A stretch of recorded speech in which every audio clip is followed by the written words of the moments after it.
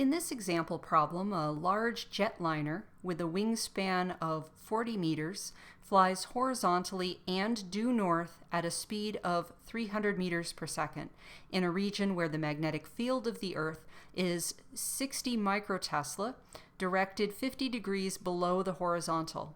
What is the magnitude of the induced EMF between the ends of the airplane's wings?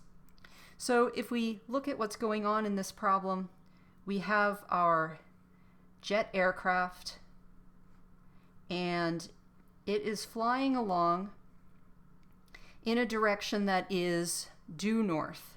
So its velocity vector looks something like this, and it's flying in the northward direction.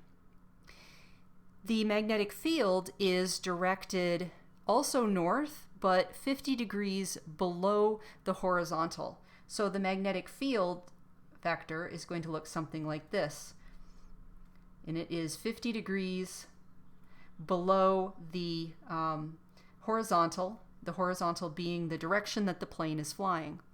And we want to know then, what is the induced EMF between the ends of the airplane's wings?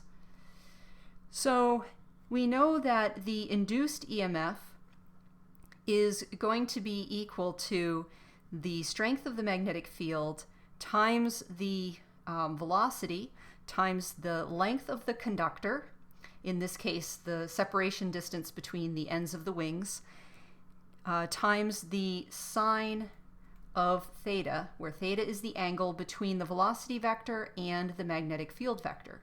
So that's pretty simple. We can pretty much just plug in numbers at this point.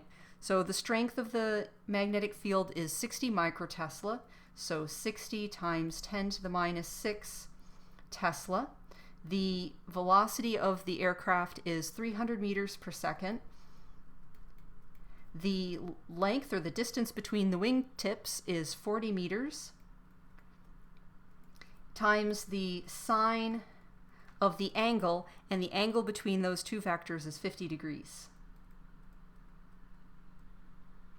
So then if we put that into a calculator, we can find the voltage between the wingtips, and that would be equal to 0.55 volts.